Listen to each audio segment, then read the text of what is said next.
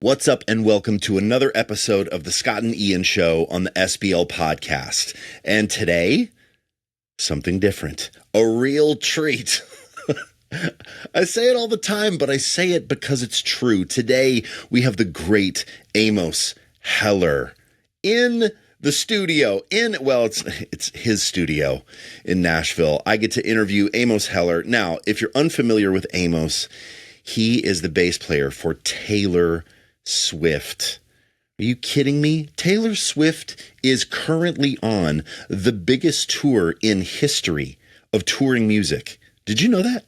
Did you know that the Eras Tour is the biggest tour in the history of music, dude? That's wild. And we talk all about it. Now, there might be a couple of questions that I ask that Amos is like, look, I could tell you, but it's the classic thing if I'd have to kill you, right? But we dive into so much. I got a chance to see that show. Amos was nice enough to invite me and my family out to see that show, and it was incredible. And incredible to see him just so passionately playing for an artist that he's been playing with for a very long, long time. Everybody on that stage is engaged. It was the best show I've ever seen. It had to be. It's incredible. So if you get a chance to see it, please see it. Also, I have to tell you, Amos, when this podcast was coming out, Amos has really been working on his YouTube channel too, which I think is so cool because that dude could just play for Taylor Swift. Now, Amos has played for other people too. I saw him with Florida Georgia Line, but that dude has the biggest gig in the world. So he could just chill. Yeah. Could he just hang out on his off days and do nothing? Yes, but he doesn't. He's still like actively playing, working on his YouTube. He does content. So check his YouTube channel out. The link is going to be in the description for a video that he's really excited about. When we were rolling around, I got to hang with him the day before the second show in Minneapolis, and he showed me this band. It's a band called 4 Years Strong from the album Brain Pain. There's a tune called It's Cool. And he was like, Ian, you just have to listen to this song. And we listened in my Jeep as we were rolling around. And he's like, this is my white whale. I need to figure out how to play this song. And I was like, amazing. And so it's up. The play along to this song is up. And I love it too. Amos is sort of like a metal dude at heart, which really plays to my inner metal dude because I am too. So kindred spirits, check out his YouTube channel and this new play along video that he just posted. I love that he's still striving. It's really pretty inspirational to me. The link is going to be in the description to check out that video. And let me tell you what's going on at SBL this week. We've got a mentor session coming up Monday, August 14th with Danny Moe, talking about the genius of Oteil Burbridge. And Oteil is now playing with the Dead and Company, but I first heard of Oteil with the Aquarium Rescue Unit. Shout out to anybody who remembers or knows the ARU. Incredible band. Oteil, 6-string player, melodic chords, amazing. Absolute genius. I love that Danny's breaking him down. A genius breaking down a genius. That's very cool. So check that out. That's part of our mentors program. We stream every single Monday, a live stream. You can come, you ask questions, hang out, interface with the teacher. It's wonderful. Also, you guys, we are having a brand new website launch. I believe that's coming this week. So look for a redesign of the Academy. I believe that's coming this week.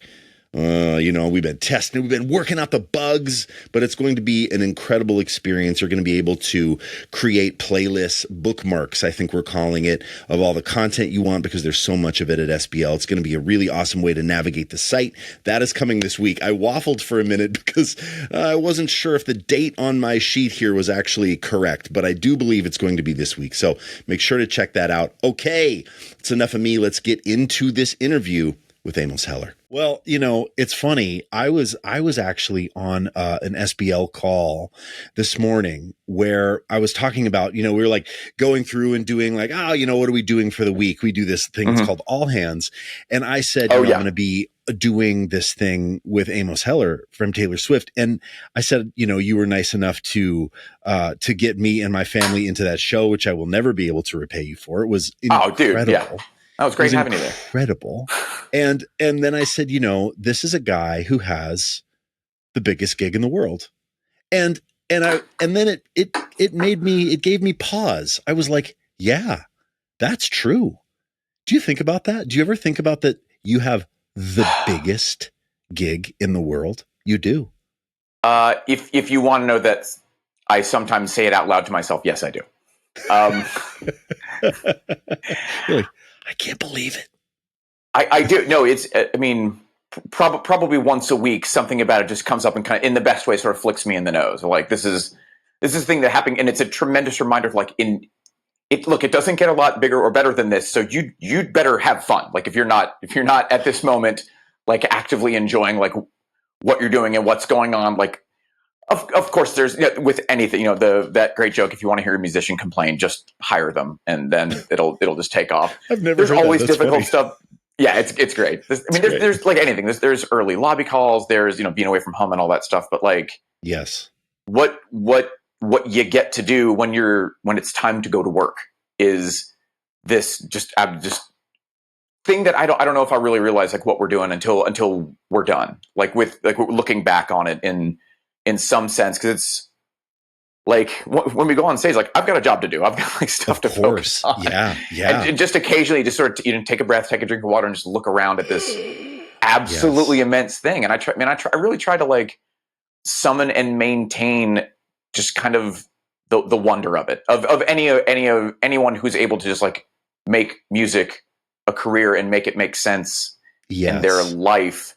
And like most folks, I spent a lot of years working a job so I could do music, or having a day job that was flexible and that use food service or Starbucks, something that can work around weird schedules or needing weekends off and all that kind of stuff. And just to do music as a job is wild. And then all of this other stuff on top of it is it's absurd. It's crazy, and it's really, really fun. Like, I actively enjoy it. I can tell. Pretty much all the time. Yeah. I mean, and it was so fun to go out and get to spend some time with you the next day. Amos and I went out and we like hit up a sushi restaurant. I brought some basses and we played and hung out. And I mean, it was so fun, dude. And it was great, man. And I can tell that you feel grateful, that you're trying to let it in. But I mean, on a very much smaller scale, with Eric Hutchinson, we went out and we supported Kelly Clarkson, and we were in some big venues. Oh, that's awesome. And I remember thinking, stay grateful, because once you've seen the inside of a big, big, big sports arena, you've kind of seen them all in a sense. Like, I feel like there's just one or two contractors that build those things, and it becomes a little bit like Groundhog Day, right? It can be. Yeah. It gets a little samey. And so to stay in it, right? To stay grateful, to not feel the sort of like, oh, where are we at again today? Oh, whatever. It's, that has to, even though it's the biggest gig, right? And it's an incredible opportunity, it can be difficult to stay present mind. Sure. Yeah. I definitely had mornings where I wake up and like, have to like look at my phone. It's like, where exactly are we? And it can be what is really nice though, is taking the effort to like with you, like see some friends, go out, see some local like art, cuisine, coffee shop, museum, anything. And that's one of my favorite things about touring, is you just get to see the country. You get to see the world, gain some perspective on where you're from or where you live. Everything looks a little bit different when you come home. And they're like, I don't know, this hit hard. That scene in Almost Famous, like towards the end, where he walks into his bedroom and sees his bed and goes, like seeing, like a long lost friend. And I was like, and like everything is comfortable, everything is super efficient. But and for me, it's like my family and the crush and insanity of my kids, like coming and screaming in the door. Like coming back to that is always so great. But every time I leave, I get to go somewhere cool and do an amazing thing and make people happy. There's not a lot of folks that can say that about their line of work. Musicians are one of the few. Like plenty of folks, the firefighters, doctors. Like I go to my job and make the world slightly measurably better. It's Right. it's an awesome thing. It is an awesome thing. And I mean, it was wild to see that show and the excitement. I mean, you know, where we were at, I think there were close to 70,000 people there. I think the stadium holds 66 in seats, US Bank Stadium in Minneapolis. And I mean, you know, and then the floor, of course, is packed. And it was just, there's so many questions I have. And, you know, I know because we talked about this and I know there's certain things that you won't be able to answer because this, you know, the Taylor Swift camp be tight-lidded about some things. So if I ask you something that you can't answer, you just let me know. Sure. Our strike team will be at your location and the dart goes in. Yeah. It's over. 5, 4, 3.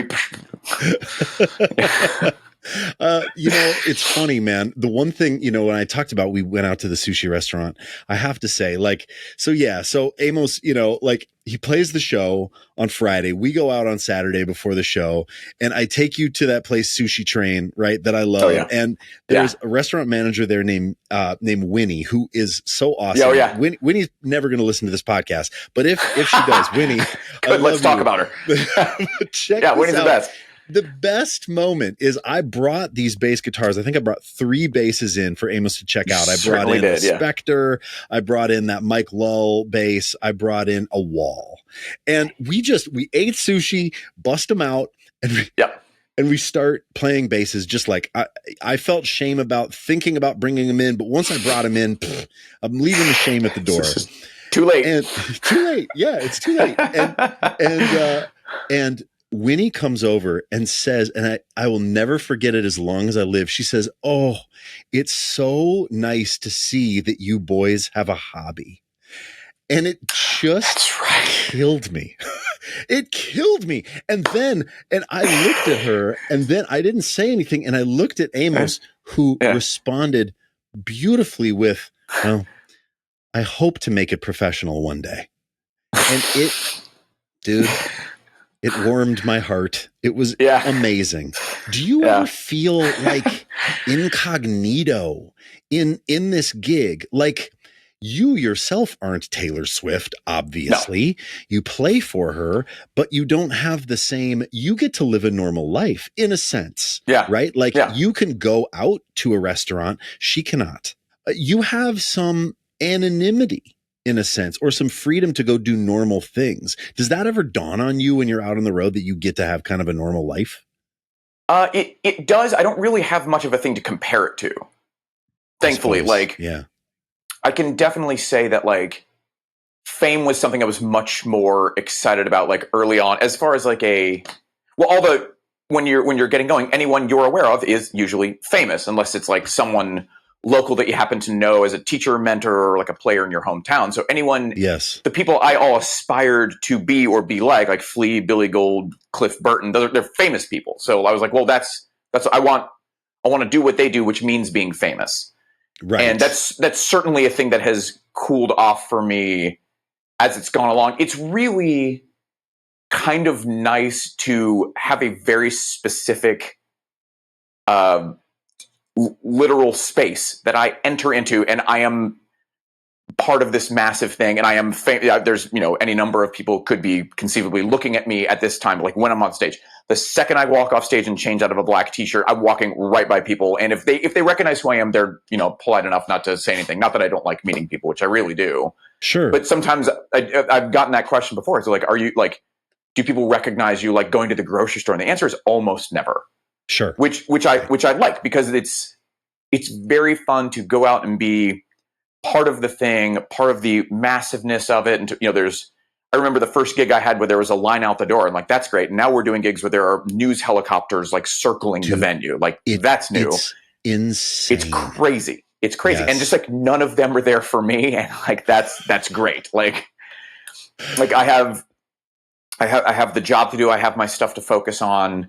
And then this very like specific, there are parameters around this place of visibility where we're out doing the thing, and you're like pointing to people, and they're excited that you're interacting with a fan while you're playing, and then you walk backstage, change clothes, and walk out with your backpack on, and you're another person. It's really nice just to be able to like, just disappear. It's great. It's like you're a secret agent, dude. It was just about to say that. It is little secret thing. Like, in the elevator, there's tons of fans with all this stuff on. And they're like, you guys going to the show? And they're like, yeah, you're going. It's like, yeah, I might be going. I know it's kind of obnoxious. It's just right up there with, I hope to do it professionally someday, but it's really cool. Everybody, like, they're just the best. And what it's nice too, is like, if you recognize me, you're a big enough fan of the music that it's exciting. Like, yes. You know what I mean? Like, if you're aware of who anyone in any artist's band is, you're in deep, and then it's cool. So I have like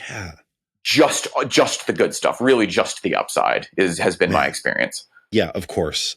Well, it's so cool, and I love the merch hunter stuff you do on your Instagram, where you're taking pictures of people in the merch. I mean, the merch engine is just unreal. There's so many things about the production and about that tour that I want to ask you, but I do need to remember that this is a bass podcast, and something that I do think that everybody would be so interested in is, and you spoke to me about this when we were driving around, is just this sort of shift over the last few years from you being predominantly only electric bass to boy, I mean, I don't know, half and half electric bass, key bass. Is that a fair assessment? Is it half and half? It's funny because I talk about that a lot, and I've never actually sat down and done any kind of actual calculation. It's probably about a third. I would say, a third key bass and 2/3 electric bass, and then sometimes switching back and forth within a song, which is its own sort of adventure. Oh man! But the whole journey to like having the opportunity to learn to do this entirely new thing that I don't think I would call myself a bass purist, but it was never. I was aware of it, but I'm like, I'm here. I want to play electric bass. This is what I've already, I always think of it in video games terms. I've pumped so many points into this specific skill. I'm just going to keep going.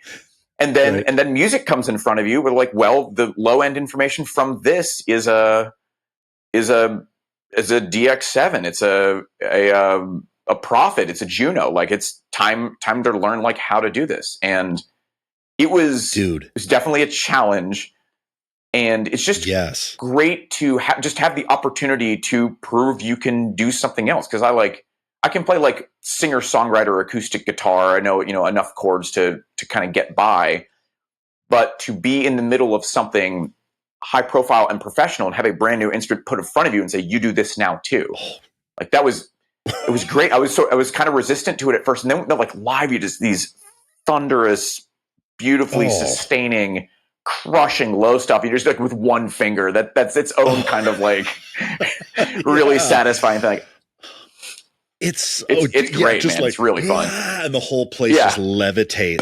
It's like just incredible. I mean, the mix at that show was so good, and the low end felt so even, but like supportive and big. It was really wonderful. I mean, when you're playing that synth bass stuff and learning it, right? I mean, and it's so cool. Like, you mentioned 3 keyboards. You mentioned a DX7. You mentioned a Prophet. You mentioned a Juno. Yeah. All of that knowledge had to come pretty quickly, right? And how are you getting the knowledge of the specific synthesizers? Is that like, it's probably this kind of sound? Are you seeing stems? That may be a dart in the neck kind of question, as far as, because like, okay, got it. I think like maybe I get like not unlike a cat, a certain amount of lives, before like dart in the neck, before Amos is like, this is over, click, and hangs up. That's it. Boom. Okay, but it's safe to say that you had a learning curve, right? And you had to learn how to figure this out. Right. And I what I definitely can say is any category that you're not immediately familiar with kind of flattens. Like, if you don't like metal, metal is metal. It all sounds the same. Hardcore, metalcore, thrash, death. It's all just. It's like, if you're into it, you're like, no. These are actually very different. I can sketch you the whole exhausting family tree of the whole thing. Yes. So I think that was kind of like, for me, like, key bass is key bass. I don't know. It's not electric bass. I'm not as excited to watch it as a bass player in the audience. I'm like, boo. Yes. But it's been really fun to start building a vocabulary in like what a Moog does and what a Juno does and what a Prophet does. And they're all like they're different. They're all different. They have these little quirks about how the keys work, the action, what they're even like to physically behold, like that. Yeah. Having to learn all that stuff, and it's just a forest of knobs. I don't know what any of this stuff does, but the more you start getting your hands and just spending time messing with it, I always think like it starts to kind of come forward. Oh, like I was saying, like the ADSR part is like, oh, I know what that is. I can feel it. I know what it does to a sound. Yes. And ultimately, like, what's the point? Like, I can express myself with this thing now, like a low pass filter, a high pass filter. I do a lot of like I'm playing and messing with filters while I'm playing. Of course. And it's like, it's great to go from, indifference to, slight mystery to initiate and then to expression, which, is the goal of pretty much anything. Like getting to, I would like the sound to be a little bit wilder. This would be more fun if it had a softer attack. I want this to arpeggiate. And yes. What's the point is like, the moods, the feelings, the reactions that can create in anybody who's listening. And that having the opportunity to do that like at work, and I'm surrounded by experts. So folks who are so good at it, you hit like kind of I mean, there's always YouTube, but like you hit kind of a wall, like I can't get this, do this. There's a lot of shoulders to tap on. Somebody can show you how to route your LFO or do your set your filter so that it's doing the thing that you want. That's my other favorite part about it, is like a lot of really, really qualified, experienced people with sort of a teacher's bearing who want you to do it. Because also I want to take stuff off people's plate. I want to do this. If I'm standing in front of it, I want it to feel like home. So yes, having the help, having the time and the opportunity, and then also like the assignment, like this is what's happening now. Let's get literate at it. Let's get going. Well, and it's so cool, too, that the camp seems from the outside to be really invested in having humans do the job versus then just putting everything in tracks. You put everything in tracks, right? I mean, you could. And it's cool that camp doesn't. It's so cool that you're playing because you just feel it on stage. Like watching the band, everybody's doing something. You can tell that they're monsters, every single one of you. Yeah. And that's so, and even if you're not a muso and you're not there to check out the band, you're there to hear these, 40 some giant hits being sung by this incredible artist. Like you feel the connectivity. Like it doesn't just feel like the record is playing through a big PA. It feels like analog and beautiful. And I mean, it's palpable. I want you to know that. And I know you do know that. Oh man, but it really is. It's so great to hear. And that's the thing. Like there's human beings. The band are just some of the best musicians I've ever worked with. Yeah. I'm sure. It really just feels great to have everybody pushing at this thing, using their own, because like everybody comes from a slightly different place of like the stuff they grew up in, like in their heart of hearts. Here's somebody who is jazz and R&B based. Here's a guy who grew up listening to Rush, and I started playing classical. I started playing thrash metal. Like I love the crazy Chiopino that makes out of everybody's all these weird flavors that just come together. And again, maybe it's not something that hopefully it's not something that leaps out to somebody who's listening, but it just kind of gently informs everything that's going on. I love it. It's just feels huge. It feels huge. The whole thing feels huge to be a part of. For sure. Having like hands and voices do the work is you can tell it's cool. Before you mentioned like, what you grew up listening to, and I want to dive into that a little bit because I think it's so cool.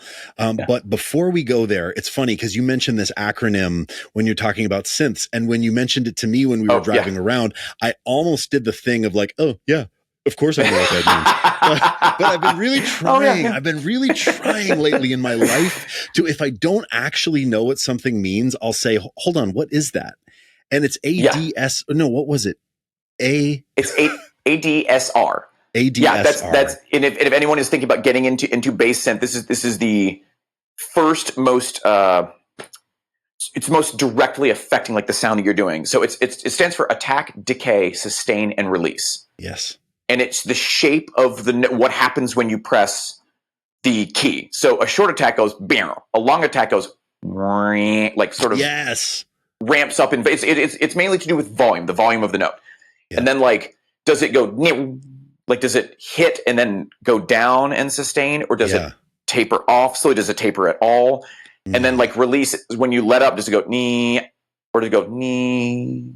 Right. Like slowly, slowly decay. So that's that almost any synth you're going to mess with has, it can call like, it's like amp ADSR just says ADSR, attack, decay, sustain, and release. Start messing with those. That's like day one. Get yourself a Moog Sub Fatty or an Ovation bass station. Start messing around with those 4 things. And it's really cool how you can make the note do what you want, even if you don't know like what an LFO is, a filter is, any of that stuff. ADSR is the great, it's where I started. And it's a great place to like immediately get the idea, because the crazy thing about synthesis, playing synths of any kind, that I was surprised when it became time to start doing it, was not just the facility at the keyboard, playing the right notes and thinking about notes laid out left to right, rather than, you know, sort of in this kind of, I don't know, depending how you think about in a vertical space versus horizontal, however it is you think about it. Right. But then crafting the sounds themselves is a big part of it. You know, because like, I mean, we know as bass players, you don't just like show up to a session with a bass. Like, you have to have gear and know how it works and how to craft something to fit the song. And synth is the exact same. It was just like, I brought all the basic musicianship that I've picked up over the years, you know, timing and note length dynamics and all that stuff. But everything else, I felt like I was starting over in this very new instrument. It's not just a different version of electric bass. It's the difference between electric guitar and acoustic guitar. They're strung the same. They make some of the same stuff. They are different instruments completely. And the more of that you bring to it, upright and electric bass, right? Yes. There's a lot of stuff that translates. A lot of stuff that the Venn diagrams overlap. But if you think about them as different instruments, you'll be a little bit happier. Yeah, for sure. Do you have, in synth world, you mentioned like, you know, get a Moog Sub Fatty, get a Novation bass station or something. Mm-hmm. In all your time doing this, do you have a favorite? Is there a sound, like if you had to pick one, like you've mentioned a lot of keyboards, you know, like if you had to have one that inspires you the most, or you think makes the coolest sounds, and if someone wants to get into this, what would you recommend they get? Man, I love the Juno. It's such a cool, I'm trying to think it, like, I can rattle off a lot of stuff, but my deep sort of brand knowledge is a little less, but and there's lots of emulators online. You don't have to, like, the Junos themselves, like the classic vintage ones, can be expensive, difficult to maintain. There are great soft synth emulators you can just download, use as plugins on whatever DAW, and just get a, you know, $90 MIDI controller and just bring up some of those sounds. The Juno is just, the Juno and the Prophet are the two that I would start with. They're beautiful, recognizable, very 3-dimensional sounds. They're a lot of fun, and it's that same thing. Like, once you sort of get an ear for, when you start like getting the Juno vibe, you start listening to pop music. You're like, there's one. It's something that's been cool for a really long time. It has a lot of staying power, and the time you invest in learning how to use it will pay back, because it's not just bass too. It does great lead stuff, pads, deep synths, arpeggiations, crazy filter stuff. But to start with, they're like, in the soft synth that I use, there are these great presets, like just bass, bang, and you're like, yep, you're off and running. Right. Yeah. Yep. Oh, that's presets. So cool. Don't be afraid of presets, man. Yeah, of course, because then you can use them as a jumping off spot, right? And it's just like, you know, you talk about the vocabulary of understanding a sound, right? Like, oh, there's a Juno, oh, there's that classic Moog drop or whatever. It's the same as when you're playing electric bass. You're like, oh, that's a P bass, you know, right? You're like, oh man, there's like that's a jazz bass bridge pickup sound, that Jocko thing. You know, the more you get into it, the more you start to be able to decode all of that stuff. And it's not dissimilar to that electric bass thing. That's cool. It was inspiring, man. It was really inspiring for me to see you do that, because I bought a Moog long ago thinking, oh, this is going to be very easy. I remember thinking to myself, this is going to be very simple, you know, and I already know how to play the bass, and I play a little upright bass too. And so I thought like, oh, this is going to be child's play. And I remember getting in and I just sounded awful, and I didn't know what anything did, and it was so overwhelming. And that's honestly the thing that led me to just doing all the stupid crap I do of like plugging. No, I shouldn't. I don't. I like the no, pedal, your stuff is great. I absolutely love it. I am super inspired by it. I have ripped you off more times than I can count. It is brilliant. It's like, I just need to cover this sound rather than do an entirely new signal chain instrument I'm not super familiar with. I know my way around a fuzz pedal, a delay pedal, an octave pedal, and I can subscribe to the Scott's Bass Lesson YouTube and watch all of Ian's content on that is great. It's a great workaround. You need for one sound, one chorus. You're like, no, I can cover this. I got it. But the crazy thing is, I was thinking this because my son's taking piano lessons. Like, the great thing about piano, and I think one of the reasons everybody starts on it is, and I don't think I'm going to disrespect keys player for 1 second because it's a nightmare, is you can get a sound out of piano right away. You press down on a key, a sound comes out. That's it. That's right. Basses, guitars, fiddle, bagpipes. It takes technique with both hands to get a note, unless you're just strumming an open string, like to get a sound out of it, you have to know what you're doing. You have to have left hand strength. You have to have technique here. It starts changing right away. A keyboard, you press a sound comes out. Yes. Where that gets made up for is how many of them you can press at the same time. And then for a synth, all these little knobs up here. Yeah, they're like, oh, you thought you got away with it? Thought you got off easy? Get to work.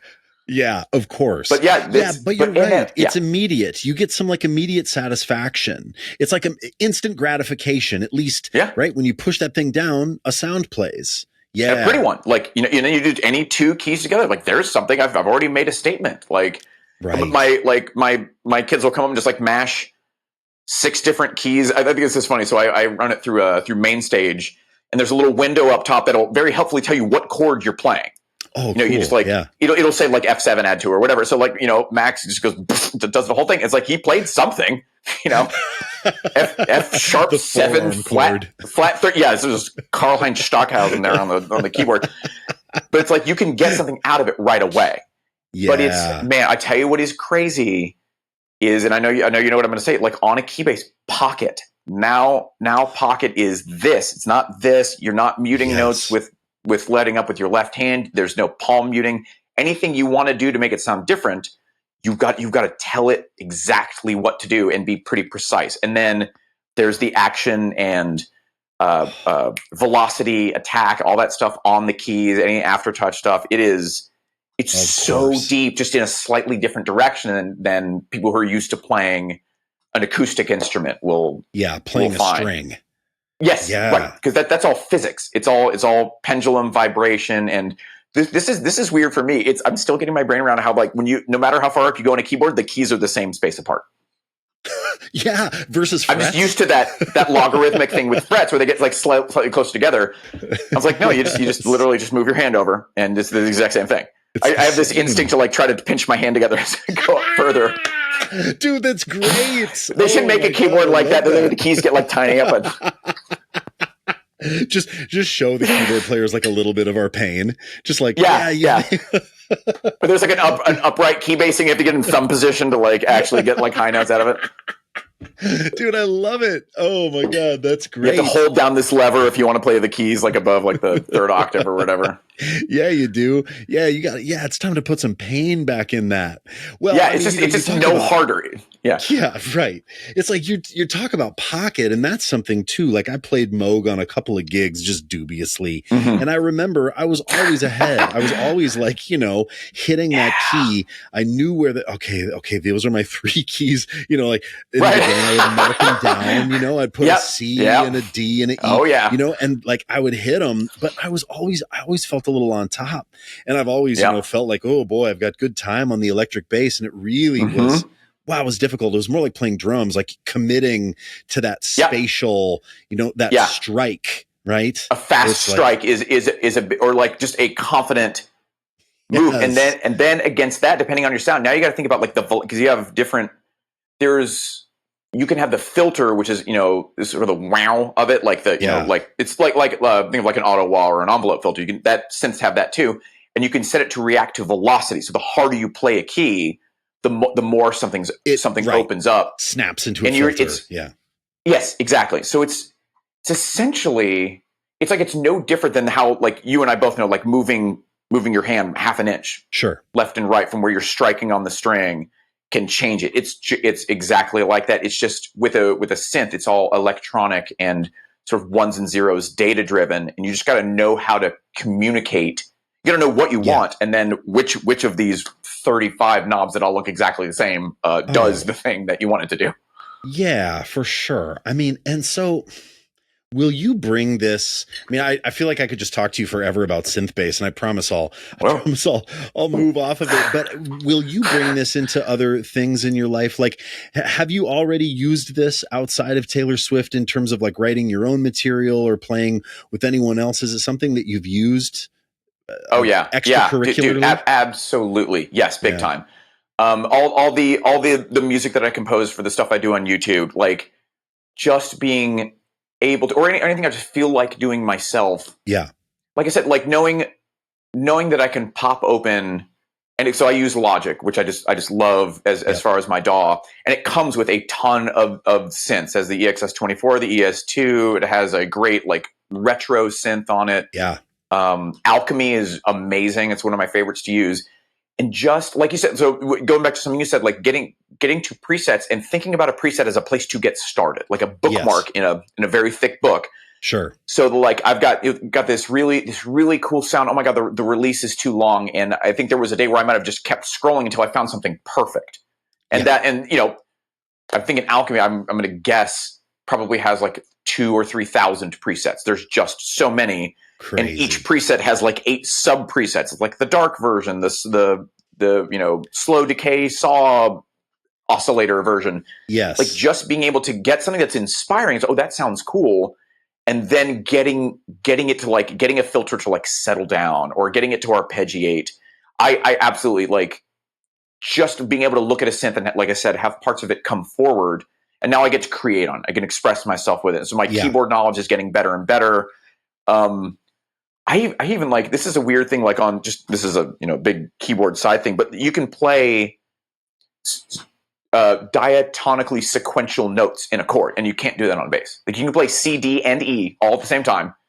And it's this beautiful, like, thick thing that again, like I'm very used to, like part of me wants to go, this is an electric bass. You just lay it flat and that's it's the same approach, the same idea. It's like, no, there's all like a blues scale looks very different. And it just moves left to right. Like I'm used to one that moves up and down as well as back and forth, even spatially, right? Perpendicular. Yes. Yeah. And I'm a huge fan of anything. I've been playing for a long time. Like you have your go-tos, your licks, your fills, your ideas, anything that makes those impossible and pushes you out of it and forces you to think about something new. I'm just at a point in my life where I'm so excited by that. Like I know I've never done this. I know this is a challenge. I know if I have time and YouTube on my side, I know I can get my brain around this. Yes. And it can take some patience and to enjoy like the process of it. And even if you walk away going, I didn't get what I wanted, but I put in my first hour and I never have to do that again. If I come back tomorrow, that first hour is already done. You've got it. Yeah. Yeah. Man, it's really inspiring to me. And, I feel like we came from a similar spot. Like I'd love for you to talk just a bit too about like how this came up for you in terms of like bass playing at all. And you were in Cincinnati, right? I mean, I remember you telling me that you played in this funk band in Cincinnati and that like, man, I love, you talked about this quote where someone said, asked you what you wanted to do. And you said you wanted to, play with great artists and big gigs. And what was the quote? Do you remember the quote? So I saw this in a book after I moved to Nashville. Okay. And it just said, if you want to hunt tigers, you have to go where there are tigers. And I have spoken to, I have a lot of friends who are successful musicians. I take whatever time I can when folks are beginning on that road or partway down and where they're not feeling like it's happening for them and they want to talk to somebody who's had some success with it. And like, how do I do it? I don't know how true this is anymore because of the internet. It's like, go somewhere where the thing you want to do is happening. Being there, being in the room. I even think about like how much time I've gotten to spend around really, really good musicians of any stripe, drummers, musical directors, keyboard players. Just being around them and watching how they conduct themselves is huge. Just like like going out for coffee and asking someone career advice. That's great. That's a good idea. Do that 100% of the time. The worst they can say is no.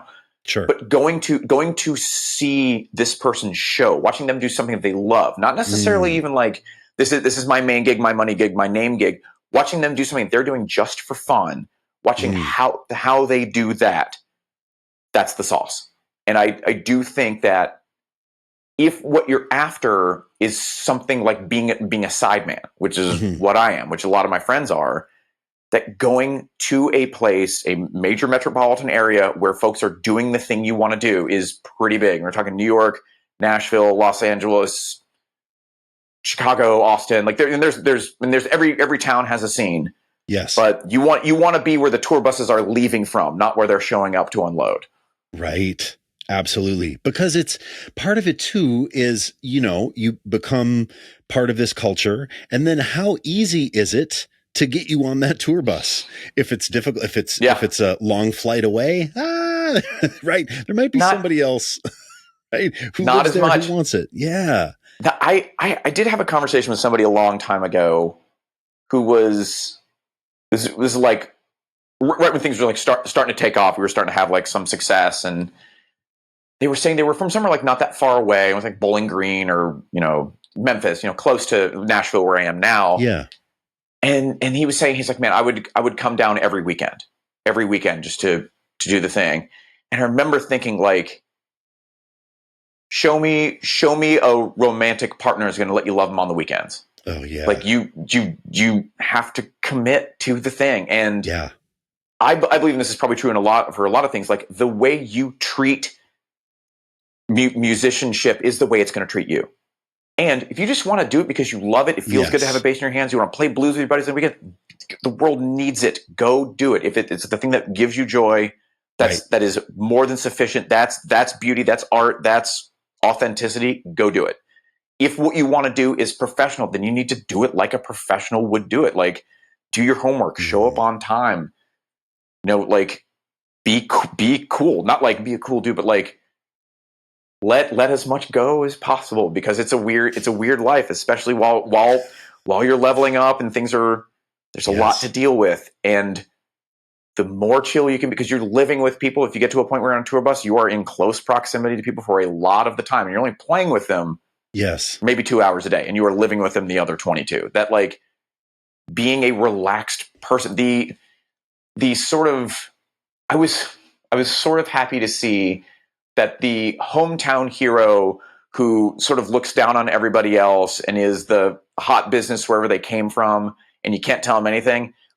That's not the folks who move to cities and find work. It's so true. It's folks with some humility, good work ethic, professional aspect, real enthusiasm and joy for what you're doing. And we're going to assume that you have facility on your instrument, but it's a lot of it is about the hang. So it's about meeting people, finding a group of people if you feel comfortable with and get to know. And those are the people. Yeah. If you handed me the keys, I'm hiring people I know, who I'm friends with, who I know can handle the gig and are fun to hang around with. Of course, because it's like, I know that thing as well from, doing stuff with Eric Hutchinson. He'll ask me, like when our regular drummer couldn't do it, he was like, who do you know in Minneapolis? I mean, it went to me. Yeah. And it was wild to see the power of that, of like, oh, it's relational. Who do I want to be around? Who do I think is going to interact with the artist in the way that I want? And of course, that's the deal. Yeah. I've never heard. Yeah. Oh, I have a early days of Nashville story that's pursuant to this, and I want to hear what you're going to say. Please. So it's one of the first like gigs I ever got, and it was because I moved here with a bunch of people who all like sort of had the same goal. There was a guy named Tony Lopaczynski, who is a raging guitar player in the town Charlottesville where I'm from. He was a side guy for Train for a long time, and a blistering original artist, and he really brought a bunch of us here, and like was one of the first people I had contact with, a huge mentor. Unfortunately passed away a few years ago, but like I don't think any of us would be doing this sort of without him. Anyway, so I moved here with a pretty solid network of people who I at least knew, got on a gig for a singer-songwriter who wanted to do a full band showcase. The drummer was the first guy with a Nashville gig I'd ever really met. And I was like, there's one. Like, I'm in the room. There's one right there. You know, like, right. I feel like having a deer in the house. Like, don't spook it. Just be calm. Like, just chill. This is, I'm sweating bullets inside. Like, this is the audition that I've been thinking about. I've only been in town like 2-3 months. Of course, he's like you ended up becoming like one of my best friends. Anyway, so he's the band leader for another country artist. You know, a bus gig. The thing that like this is what I moved here to do. Yeah. We're in the middle of rehearsal. We're working through the stuff, and he gets a phone call. He's like, hang on. I got to take this. It's band related. He goes outside and talks to somebody for like 10 minutes. He walks in, sits down on his drum throne kind of heavily. He goes, my fiddle player just quit. Any of you guys know a fiddle player? Whoa. And I was like, that's how it happens. That's how it happens. It's that. Because he also like, you don't want to do a cattle call that's going to take 5 days and get 300 people. That's a big outlay of time, energy, and money for management. And they don't want to do that. And I was like, wow. So like, if his bass player had just quit, it's entirely possible he can be like, hey man, you looking for a gig? Like exactly. I was like, oh man, okay. So I never showed up to a rehearsal with anything less than all of my homework done, lyrics memorized if I need that. That's my thing. Like I over prepared for everything. Yeah. Well, I mean, and you would have to, like, you can't be the guy with the gig that you have that kind of half-asses it. There is no way to get where you are with kind of like, I think I'll kind of learn it first week of tour. Yeah. Can you give us a through line of, I don't actually think I've ever heard you talk about it, and apologies because I'm sure you've told it a lot, but can you give us a through line from moving to Nashville to Taylor Swift? I can, and the short version is it is connections. It was just folks that I knew who knew me. I can't tell the story of how I got Taylor's gig without telling someone else's story for them. So I will just say that that's my second dart, dude. That's my second dart. That's two, bud. Okay, let me. I am going to be very cautious now. Yes. Yeah. There's like flower trucks just like circling your house. 4 of them. Like, the Simpsons of Flowers by Irene. Trucks before. Yes. I will say this, and this sounds like more of a flex than I mean it, because I don't think this makes me special. When I went from gig to gig, I never really auditioned. Like in a formal sense, come in and let's see how you do. Yes. I got called for a gig. So there's a guy named Rhett Akins. So that I'll tell this story. This is the first artist gig I got. Rhett Akins is a country singer, country songwriter, had like a lot of hits in the 90s, but like still pretty busy. And a friend of mine was leaving. He had some family issues he had to go take care of. So he's like, the bass player is leaving. A guy that I knew, one of the first guys I met when I moved to town, a guy named Bobby Dancy, who was also one of the first people that I was like, I didn't know what Nashville was going to be like. And when you're in Cincinnati, where you can just sort of like see Nashville sort of over the crest of the hill. Yeah. In my mind, it was a cutthroat Shark Tank of wall to wall monsters. It's just, like, just you go to Starbucks drive through and it's Victor Wooten handing you your coffee. Like, it's just like that. Like, and I was like, and I used to joke kind of self-effacing when I moved to town. I was like, yeah, I'm sure, I moved to town to play bass. I'm sure the last thing this town needs is another bass player. And 3 or 4 people in a row was like, well, we need more good ones. So I stopped making the jokes. Like, do you believe in yourself or not? You're here to do it or not. So Bobby had decided to leave the gig, and he put my name in the hat, as they say. And at that time I was playing at the honky tonks down on Lower Broadway, which is this big main strip. Sort of like the Times Square of Nashville, and there's 20 or 30 bars. There's bands playing in them all the time. Used to be way fewer, and it was country music only. Now it's become a lot more broad. It's a bigger tourist destination. You can hear, you're just as like to hear "Don't Stop Believin'" as you are "These Boots Are Made for Walking." And he asked the guy putting my name. He's like, "Where can I go see Amos play country music?" Because Rhett's stuff is 90s country. It's pretty country. So he's like, "Well, he plays at the Second Fiddle 2 to 6 every Wednesday," and that was my audition. He came and watched me at a gig. Similar and it was like a gig is an audition, full stop, every time. And then when I got the call for Rhett, So his band leader came to see it, handed me his card. It's like, we're looking for a bass player. Here's the thing. I would say my audition for that gig was the rehearsal. So we like, here's our, whatever 75-minute set. Here's all these songs. I went and just, learned them backwards and forwards. And the audition was the rehearsal. We showed up and just like played through a bunch of songs, like 2 or 3 songs in the row. And eventually the MD was like, "Are you good?" I was like, I'm good if you're good. He's like, "Do you know the rest of the songs like the 3 we just played?" I was like, "Yeah." He's like, "Okay, we can be done." Like you don't want to do all that much more work than you have to. Sure. The gig I got after that was the exact same way. The bass player left to go. It was, a bit of, used to call it the Nashville shuffle. Like every winter, touring slows down a little bit. Somebody's feeling like making a change. They go somewhere and it sort of loosens up the whole like what are the little puzzles where you like flip the squares around until you make a picture of a cat. It's that. Yes. So it was like somebody else left a gig. I knew 2 or 3 players on the gig. They're like, I think you'll be, because there's stuff that's come up that I'm not a good fit for. That is more traditional. Bluegrass, need to play upright. They're looking for somebody older, someone with a different look. There's a lot of people that want to do it. So you can be picky and you can find just the right person. But finding a balance between being fluid and being, like learning how to play a good country 2 feel, and then like all the other stuff I grew up with, like thrash metal and funk, like that's just sort of informs my own thing. But you want to be able to do it. Somebody calls, like a Merle Haggard tune. You need to know enough of those to know like what's the approach, what's the tone, what's the feel, what are the rules for this era of this thing. You want to be able to do that. Yes. Oh, yes. But then if you're looking for something long term, something that's a really good fit, it's going to be about kind of who you are, how you play, and sort of what you look like. Like that has stuff to do with it too. It's a big deal. Can you talk a little bit about that prep process? Were you doing, like when you were preparing for that gig where you learned the 75-minute set, were you memorizing? Were you charting? Were you charting first, then memorizing? Like, what does that look like for you, the preparation? Something I would always recommend is learning a song, especially like an artist's song, like cover. If covers can be their own thing, but like an artist, a showcase thing. If you get a demo that has like a bass part on it, learn it ice cold. Get it exact as much as you can. Every fill. Try to solve the puzzle of, are they shifting here or here? Does this sound like this is 3rd fret on the A or whatever? There's like 7th or 8th on the E. Is that where they're playing it? Try to get that as much as you can, because I got this from my friend Devin Malone, who's a blazing guitar player and was my roommate when I first moved to town.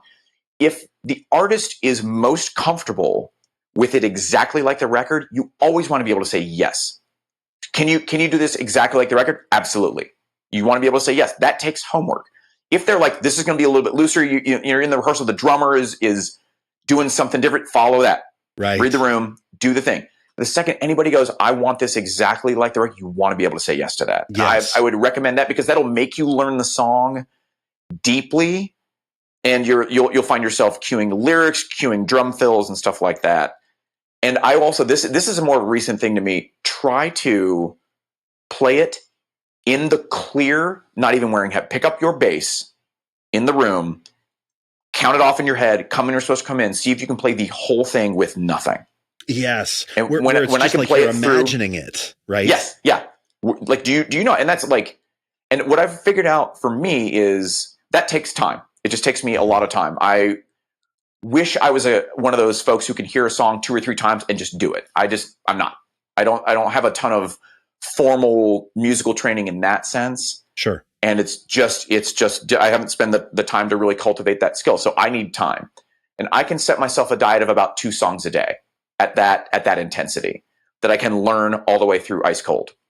Yes. If I have a higher volume, retain them, then like after that day and you've got the 2 tunes, are they in there? Are they pretty like well locked in retention? We are still doing it. If I'm doing it right, like I've got 10 songs to learn. Yep. I want them ice cold. The artist likes them exactly like the record. That's 5 days for me, because that 3rd song just isn't as good. I've tried it. It just, not only is the 3rd song not as good, and then song 1 and 2 start suffering as well. Interesting. Yes. So we do, man, if I'm really after it, I'll do like during the day session is learning the 2 songs. So 1 and 2, then 3 and 4 and 5 and 6. And then like that night after the kids go to bed, repetitions, just run them all, run the set.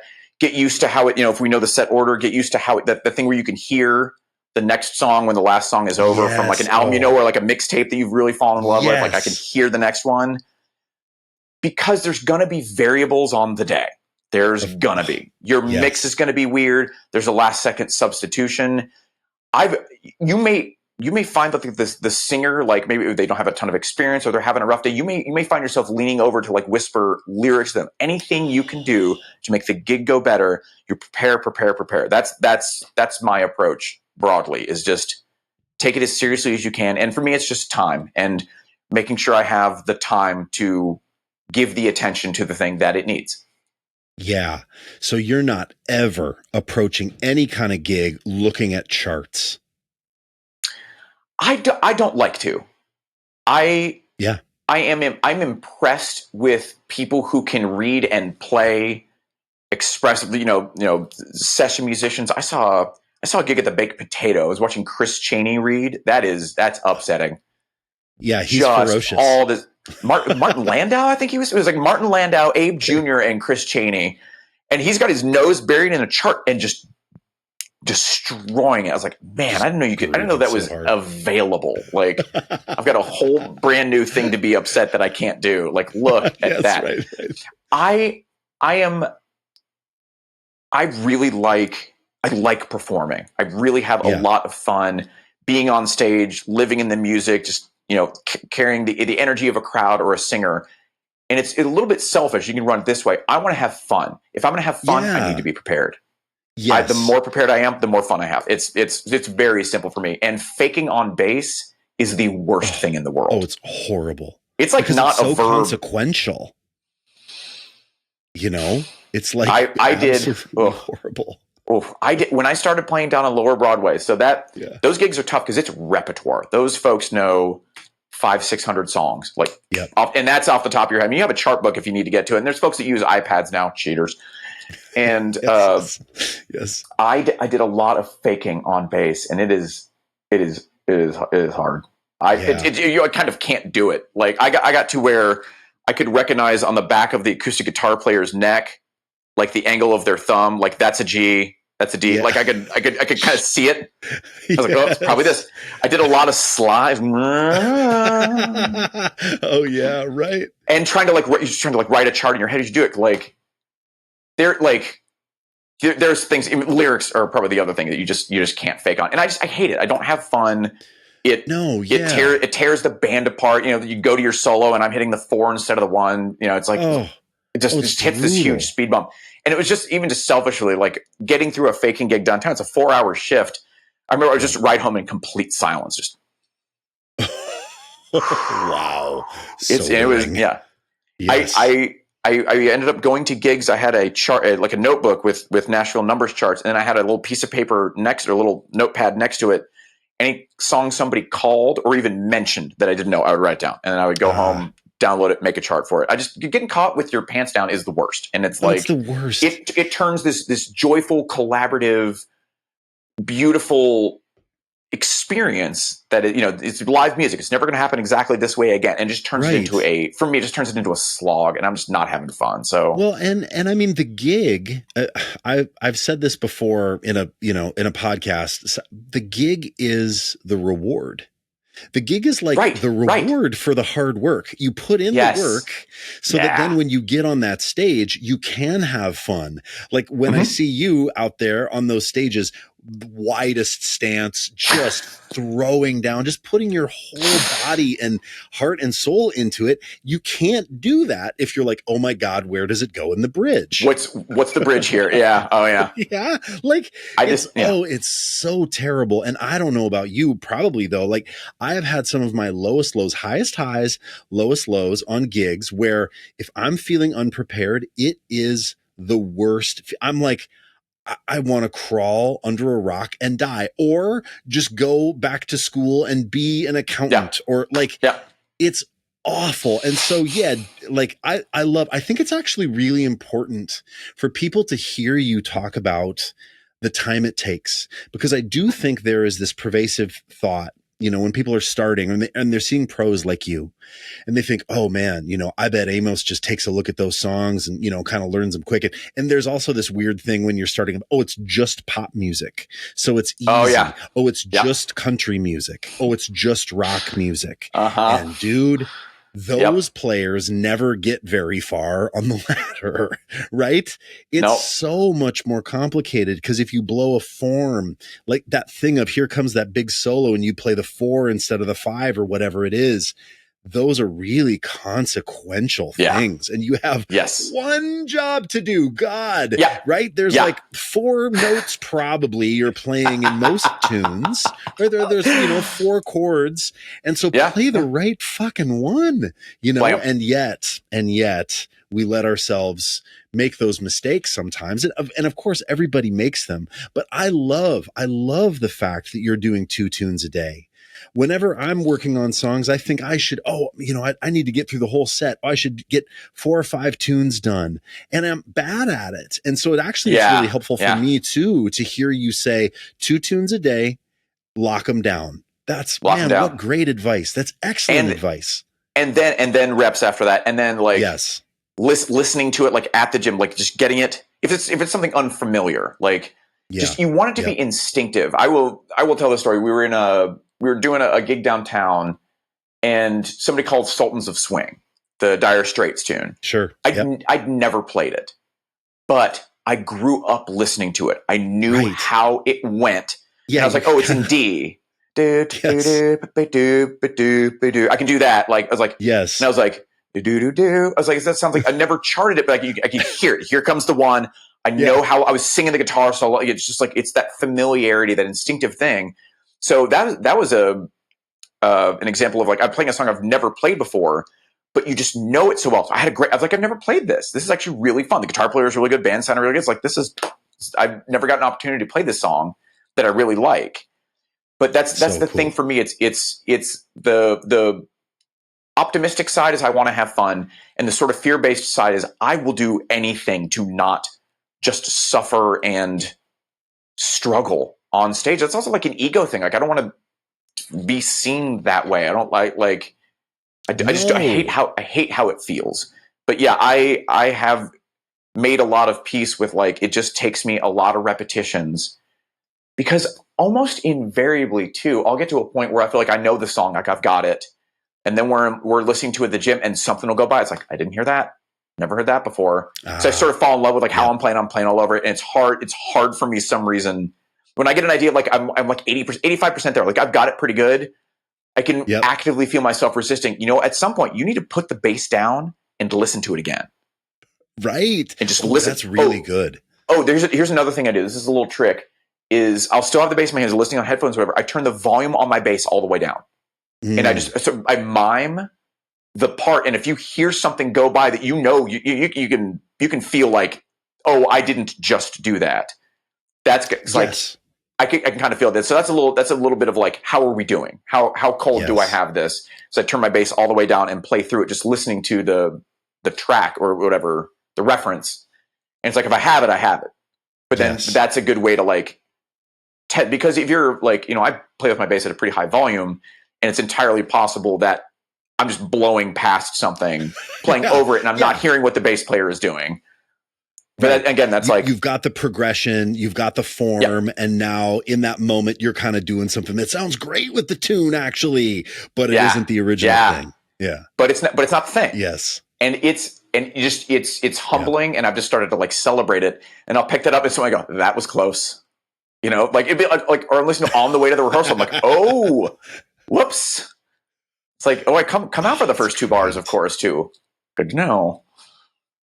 Dude, I know, I know from firsthand experience because I've seen you now with Taylor twice, and I've seen you with Florida Georgia Line too. I saw you with Florida Georgia Line, and that's right. How you get in and how you interact. You're not looking always at your bass. You can tell that you've invested the time.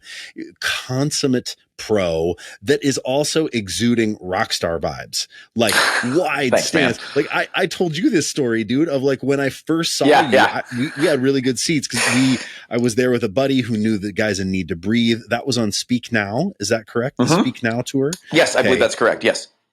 And I was looking at you and I was thinking to myself, what would it be like to be that man?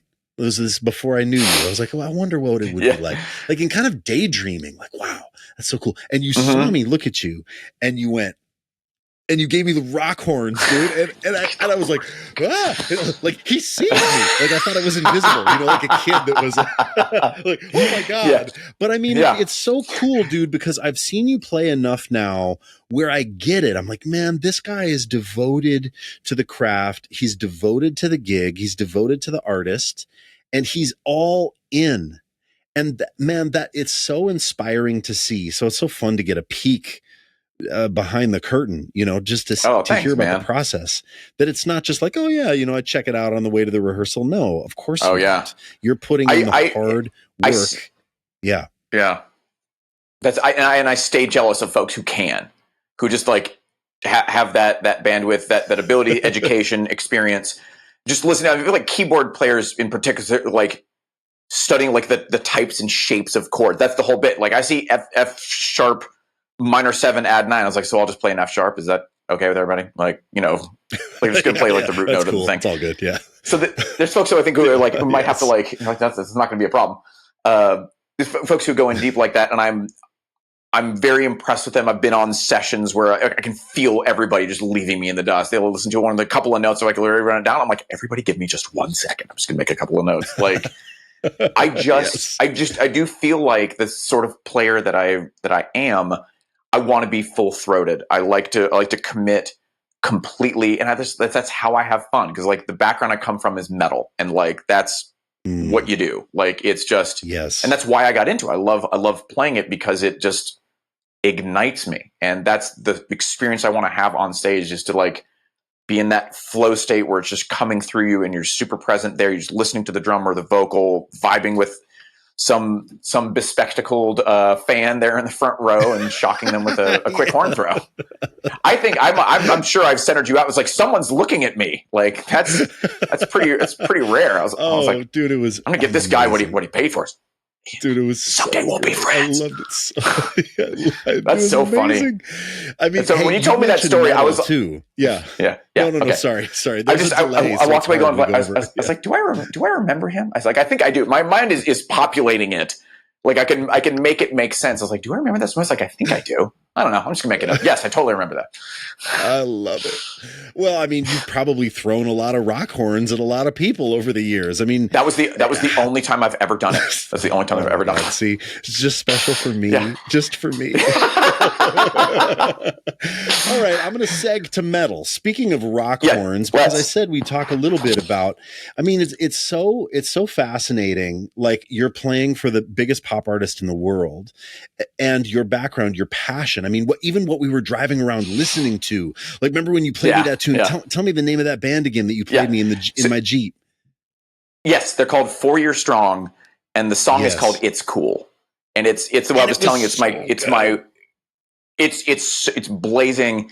I just love it. It's the first track on their album, Brain Pain. My friend Travis hit me to it like you're like this, and just 30 seconds in, I'm like, I am in. This is great. This is hitting me right in the. It hits me right in the Pantera, and it hits me right in like the early aughts emo. I didn't know those went together so well. I was like, oh man, listen to this. Yeah.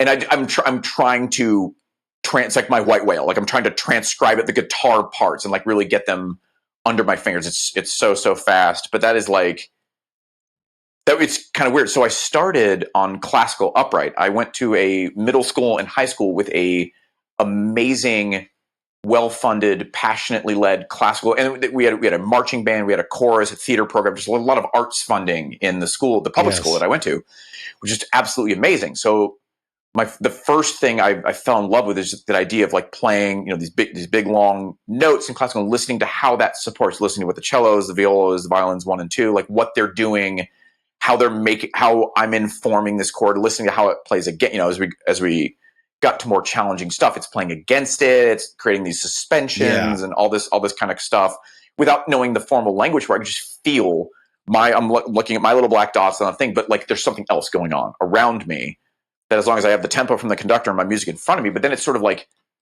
pulls you through. Like I'm doing it, but I didn't write this part. This is not me vibing to, you know, a Rachmaninoff symphony or whatever. And then riding to high school in my brother's car, it was And Justice for All and Vulgar Display of Power and all this stuff. And I was like, what's this? Yes, what that pumped you up. This? And oh man, and it just hit me just exactly right. And then the first band I was in high school was like a thrash band. And the good news for me is that starting on upright, which is one of the more physically challenging instruments to play, you know, you're worried about your intonation, the strings are thick, the posture is taxing, the bow, the intonation, all that stuff. So like people who go from electric guitar and start playing bass, like the strings are thick and it's difficult. I was like, this is easy. I don't have to worry about it being in tune. I have these strings are tiny compared to me. I had from playing pits upright, I had a super heavy like attack, and it just I felt the gears mesh. I was like, this is it. This is just like I just love it. I still do. I like when I have my druthers or I'm working out or want to, you know, I remember like during the pandemic, I was like, I haven't done this in a while. Just drove around, windows down, blasting metal as loud as I possibly could. It was like comforting for me in that moment. But it's just like, it was the thing I was doing when I first, the seeds of wanting to be a musician were playing in my high school thrash band. I'm like, this is, there's something here. I had gotten to a point where I was playing a lot of different types of music. And I slowly discovered it's like I like playing, and it can be music that I like, you know, something like metal or funk that moves me to listen to.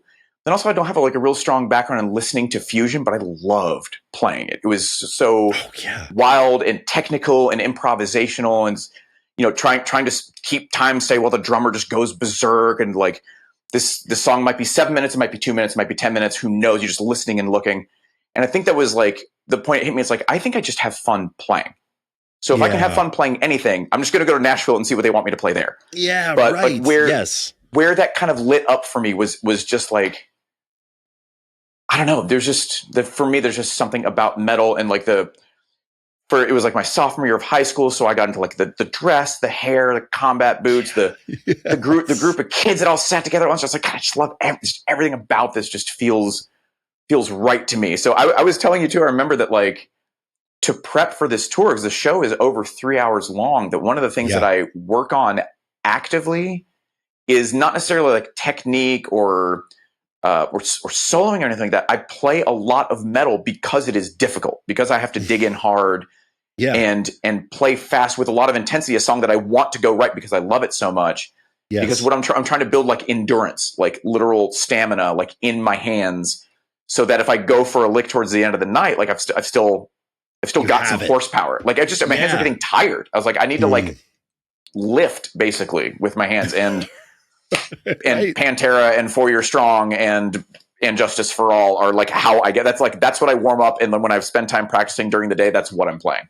Dude, I love that. And I mean, I'm a metalhead as well, so it just warms my heart. I mean, even when I saw you throw me the horns, I was like, oh, this dude, there's a story. There's a story, you know, like this guy isn't just, he's not, you know, like, oh, just lives and breathes, you know, pop music or country. There's something else going on. And I love that. I love when side musicians have a point of view, and it's not only the gig they're playing, right? They're versatile, right? You can do a bunch of different things. Oh, and I got that from you right away. I have to talk to you too before we wrap it up. I have to talk to you about basses. Because let's talk about basses. There's some basses that you play on the gig that are so cool, and you have all these awesome basses behind you. And I would just love to know too. Like I see that cool Nordstrand bass. I see a Spectre back there. Yes, you do. I wonder. Yeah. Oh, yeah. So, is that a jazz bass? It's cut off in the framing right now, but this is. I'd be happy to show you. This is a Fender custom shop. Oh. It's I'm very, very pleased to own this, a Dennis Galuska master build, which is just a brilliant bass. So it's regular sort of like deluxe jazz guts, and then Seymour Duncan quarter pound PJ. Amazing. And it's just, yeah, thank you. I absolutely love this bass. It plays absolutely beautiful. It does like the modern, sort of like modern country or pop. It does metal really well. It does this. I use this when I was out with Florida Georgia Line. This is one of the main basses I use. It's really mid-rangey. It pops through really well, just very naturally. Oh, it's so let's talk about some basses. Man, I mean, so I'm seeing you on stage with Taylor. You had a couple of P basses, rounds and flats, right? Yes. So I use two different precision basses. I'm going to mess up the names. One is a 62 reissue that I've had for a really long time.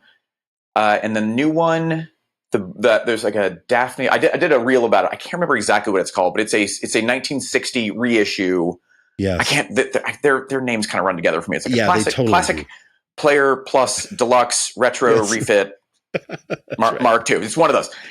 It's a brilliant bass. It's beautiful. It has like the clay dots. I love the color. They both have flats on them. Okay. And that was as a guy who comes from like Flea and Billy Gould. Flats took me a long time to like get my brain around. And now I'm like, kids, it's the sauce. Learn how to get good tones out of a passive bass with flats on it. Ugh.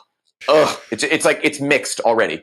Like the only parts of like the pick attack or the slide that are getting through, that's the only are just the parts you want. And I like bright. That's the other thing. Like where I come from, like I like stringy, bright, spankety sounds, but like that's tough in a mix, my guy. I know, like it is. And most of the time, and then what I like about a flat one bass is you can hit it pretty hard, and the way it reacts is mostly musical, even though because you're not getting a lot of clank and it's not a lot of like high end stuff. It just goes thud in a really satisfying and musical way. What flats do you play? I use D'Addario. I've been with D'Addario for strings for a long time. I use NYXLs for anything I play with round wounds and chromes for anything that's flat. Chromes are so awesome. They're so great. And I've told my tech, Darren Ketty, he's one of the best. He's like, do you want to change these flats? And I was like, the answer to that is no. And it's no forever. Like never. Like if one of them, he's like, I'm cleaning them and stuff. Do you want to change them? I was like, I do not.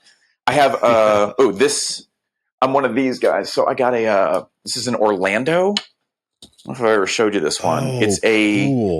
It has one of these guys. Yeah, the scroll headstock. Wow. It's like it was made in like the Matsumoku Aria factory. Wow. Like just like 70 or 71. So this is a 70 or 71.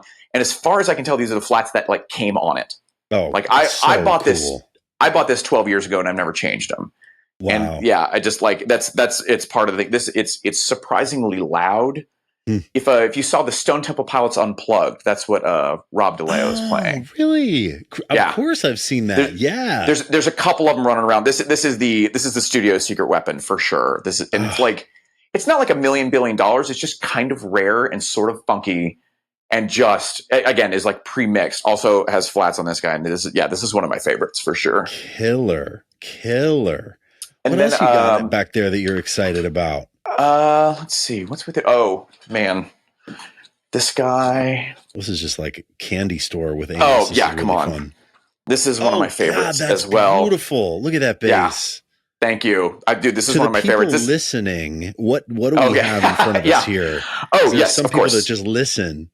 Yeah. Yes. Okay. So for the audio only crew, the last bass is a Hofner style, very like violin shaped, deep dark brown, and it has an old, looks like an upright bass scrolled headstock, short scale of flats. This guy is, what is this? This is an Ultra. It's a jazz bass in turquoise, the bound and blocked, and I put cream pickup colors on it. That is covers that I got from Amazon, and I was so in love with it that Fender made me a neck with a matched headstock. Oh, killer. I'm absolutely in love with it. So this is, it's a 2019 or whatever, but it's sort of doing a mid 60s yes, absolutely vibe. This is one of my favorite. This is the absolute brand new round wounds on this. Very bright, very snappy. I think Blue to Tiger has a bass a lot like this that you often see her with. Yeah. So this is in danger of the similar. Yeah, becoming the Blue to Tiger signature bass. She is a monster. She's my gosh. Big shouts out to Blue if you guys never seen that show. Blue. It's so entertaining She's a demon on the bass. She did something really rude to the bridge of Cruel Summer recently that I don't appreciate. Did you see that? She put on Cruel Summer by Taylor and just blazed over the bridge like a jerk. And you're like, hey. I was like, excuse me. Excuse me. Feelings? A little bit. If it hadn't been so absolutely funky and that's so cool. Tasteful. And if I wasn't playing keys on that song, so I'm just like, yeah. I can't even cover it. Tell me the Desert Island bass. If you've got a bunch of bass guitars, because I know you've got a bunch too. Because we talked collections, and I've got a bunch, and you've got a bunch. Yep. And you've got a bunch. I've got a bunch. If you had to pick one, just the one, which one would it be? Just the one. Yeah. I'm going to go with my instincts that change. It changes, like I'm sure everybody's does. Yeah. This will take me a second if that's okay. I got to grab it out of take all the seconds you need. What a treat. This is the room bass for this tour, and it was something I hadn't been reaching for a ton, but that's the bass I've been playing in the room to like practice and warm up, and it is. That's okay.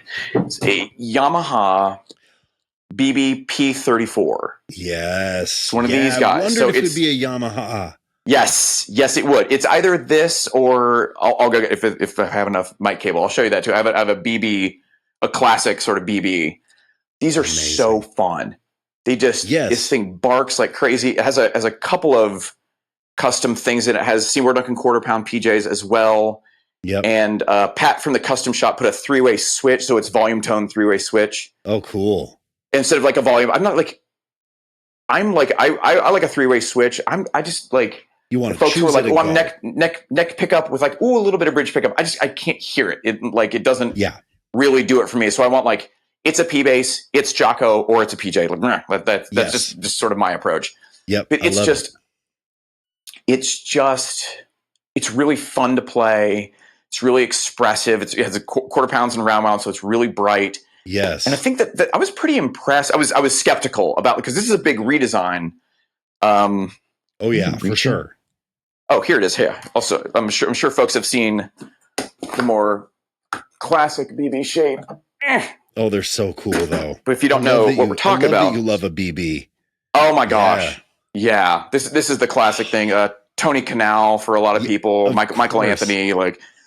Yes. This was another one that absolutely shocked me. I got my hands on one, and I was just like, "Holy shit! This is so fun!" It just jumps. So cool. They really respond to like a heavy hand really well, and that's kind of important to me because I like. But also, it can be really subtle. It can be really fun, and it's just so mid-rangey. It just cuts without having to be loud. And it's just like and it just listen to like Tragic Kingdom, like Tony's playing on that. It's like it's so incredible, dude. I would say such a beast. He really is. And like, look, I'm also like, I'm Fender till I die. I love them so much. And it's the sound of modern bass. But for some reason, right in this moment, I'm like, it's a BB. Except a Yamahas. They're so damn fun. I feel like just 1 second. Okay, I'm good. Oh, yes. I feel like maybe I asked you the Desert Island question, and maybe that should have been a dart into the neck. That should have been my third. Because you gave up Fender for Yamaha. Yeah. Okay. No. That's not what I did. No. Oh, wow. Man. This is going to be the podcast that gets us both fired. This is going to be great. Yes, exactly. Dude, hey, listen, you've been so gracious. Thank you very much. Oh, dude, thank you. This is awesome. You guys are doing the work, and like, I'm just so glad. Like, I love SBL. I think it's awesome. The Groove Trainer is epic. I love it. I use it all the time. Yes. Oh, yes. Oh man, that makes me so happy. Dude, it's so well designed. Big up. This is called Vertical Synergy. It's so well designed, and it is such a useful way to go. Like, you just want to like run etudes to a click. Great, you can do that. But like the much more, and this is a big practice thing for me, and I think you'll dig with this. Is like one thing I wanted to get good at is just playing something. Like here's a groove, something. Pick it up and play something interesting. Not yes. Wow, that was incredible. But like, can you pick it up, think of something, and just make a statement right away? And like all the different drum grooves that are on there, they're really musical, they're really good sounding. Yep. Like I don't have to like set up my Apollo, turn on a DAW, like load in a drum loop, get it for like it's just such a brilliant shortcut to that. And man, oh man, that is an endless vein that you can mine as a bass player, and you can never run out of creativity in time. Improv. I just sometimes sit there and play like one note, and it's just like I'm just going to play a C. How interesting can I make this C against this groove? It's so but cool. I love it, man. I'm so glad, man. I use it all the time too. I use it all the time too. Let me I like to ask this of everybody that we have doing interviews, podcasts, and I want to ask this to you, which is, what would you tell a young Amos Heller, like from your position now? What would you go back if you had a time machine and you had to? What would you say? and it was a save the world. It was a Terminator situation. What would you go back and tell yourself? Man, that is a really, really good question. My instinct is to say what I would hand myself is a mix CD. And I would put like Shit Damn Motherfucker by D'Angelo on it. And I would put My Girl. And I would I was just so into Chicka Chaka Chicka Chaka. And like, I'm never going to be able to place the moment that I was standing in a CD store and I put on Victor Wooten's Show of Hands in headphones and was laughing out loud. I've never heard such a thing. Yes, it just drew me on. And then, like, we were sort of joking, like, almost everybody I know goes into stratosphere with all this crazy, wow, what can I do? Can I Steve Vai? Can I Steve Gag? Can I Steve Bailey? Whatever. And then you just like come back down to earth. Like, nope, it's Cliff Williams. Like that's the gospel. That's the sauce. It's thumping eights notes. I just think I would try to turn my head just a little bit. Yeah. To things that are still, the bass is still doing stuff. It's still out. It's still interesting. Yes. I was like, I just want to go like, kids, sit down and learn the White Album. Like, learn it.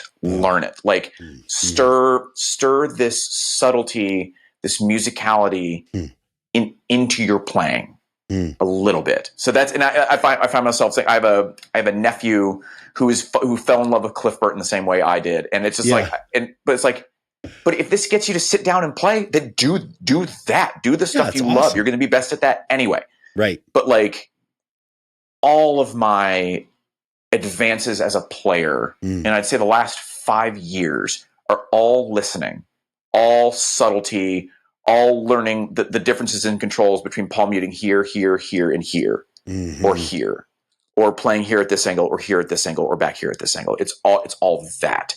Or the difference between, a C here and a C here. It's that, and commanding those things and knowing where and when they go. Paying attention. So I think I would, with intention. Yeah.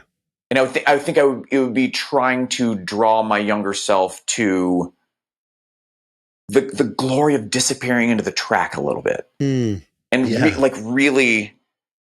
really how good that really does feel. And like, when you realize that your drummer is playing a little more aggressively because you've stepped back a little bit, and everything feels, because what you're doing is everything feels so solid. Now he feels like he can take a stroll because he's not worried about time, because he's got an ally back there making sure the time sits. Like that is like that's the sauce. That's it. That's exciting. But I think at the time I would have gone, that's great. Meanwhile, I'm really going to learn how to play More Love by Victor Wooten. And if it takes me 2 months, it takes me 2 months. Yeah, but I know that feeling of like wanting to say to yourself, hey, there's more than just the niche-y things that you're into, or there's more than just chops. Yeah. But sometimes it has to happen. Like it has to, you have to get sort of punched by it, or like it has to happen as a result of you going through the chops phase. But I love that. I love that you would play yourself music. I think that's so cool. I think that's what I do. I was like, oh yeah, it is. Thanks, man. I would also hand myself a precision bass with flats on it. Like, learn to play that. Learn to play that. We talked about this a little bit at Sushi, that like we did I played like an Ibanez, and I had a PV Foundation. And the second I had some money, I bought a Ken Smith. And then I had of course. Then I had what is it, like a Warwick. Then I had a Carvin. It was the 90s. But like these, you breathe on the string, it just explodes. And then I got my first jazz bass. I was like, I don't know how to play this. Like getting a good sound out of this. And I was like, I know these sound good because everyone and their mom plays them. But I was so used to playing active basses. Like, I must need to turn my preamp up. I must need to cook this on at the amp or on the floor somewhere. It's like, no dog. Yes. It is in the hands, and I know how tiresome that sounds, but it is. It starts in the hands. So true. That like there's such a lesson in a precision bass, a jazz bass, a BB, something like this. Like there's lessons. It's full of lessons if you have the ears to hear them. Oh man! Ooh, that felt good coming out. Sounded good too. Dang. Ladies and gentlemen, that's me at 19. I think that's great, right? I love that you have all that horsepower. I think, wasn't it Pat Metheny? I think maybe it was Pat Metheny who said, someone said like, what's your ideal bass player? And he said someone that has all like that knows bebop language in and out, but never shows it. Yeah. And that's that thing of like, the metal, the stuff for you, the technique, the slapping, all that time you spent on that, but you're not doing that on your gigs all the time, but it's under the hood so that when there's a moment that comes up, you can execute because you're a freaking race car, baby. You're a race car. Ooh, I like that. Yeah. This is setting me up for the rest of the day, man. I'm like, look out, everybody. I'm a time traveling race car. Ian said I could travel through time and be a race car. Damn right. It's true.